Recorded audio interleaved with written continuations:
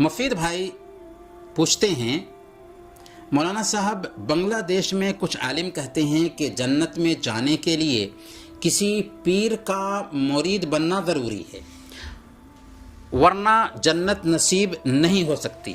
آپ کی رائے چاہتا ہوں کہ اس حوالے سے ہماری شریعت کیا کہتی ہے۔ دیکھیں، آپ نے کہا کہ بنگلہ دیش میں کچھ عالم کہتے ہیں کہ جنت میں جانے کے لیے کسی پیر کا مرید بننا ہوگا ورنہ جنت میں نہیں جا سکتے۔ اس سلسلے میں آپ کی رائے جاننا چاہتا ہوں۔ بھائی، میری رائے کوئی اہمیت نہیں رکھتی، آپ کو شریعت کا حکم جاننا چاہیے، شریعت کا فیصلہ کیا ہے اسے جاننے کے لیے آپ کو کوشش کرنی چاہیے۔ تو دیکھیے، جنت میں داخلہ کسی پیر کا مرید بننے پر منحصر نہیں ہے بلکہ نیک عمل کرنے پر منحصر ہے۔ ہر شخص شریعت کی تابعداری کر کے جنت میں جا سکتا ہے۔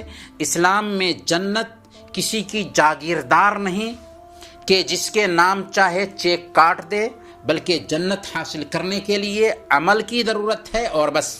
اور ہر شخص شریعت کی تابعداری کر کے جنت حاصل کر سکتا ہے۔ ہمارے نبی محمد رسول اللہ صلی اللہ علیہ وسلم کا اسوہ ہمارے سامنے ہے۔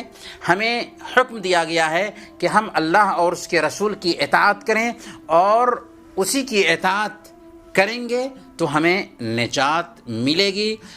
اللہ اور اس کے رسول کی اطاعت میں ہی نجات ہے، نہ کہ فلاں اور چلاں کی اطاعت میں، فلاں اور چلاں کے ہاتھ پر بیعت کرنے میں۔ اللہ اور اس کے رسول نے جنت میں داخل کرنے والے جو کام ہو سکتے ہیں ان کاموں کی نشاندہی کر دی ہے۔ اسی طریقے سے جہنم میں لے جانے والے جو کام ہو سکتے ہیں ان کاموں کی بھی نشاندہی کر دی ہے۔ اب ہمیں جنت میں جانے کی تیاری کرنی ہے، اور جہنم میں لے جانے والے جو کام ہیں ان کاموں سے اپنے آپ کو بچانا ہے۔ ہم جنت میں جائیں گے، انشاءاللہ جنت میں جائیں گے۔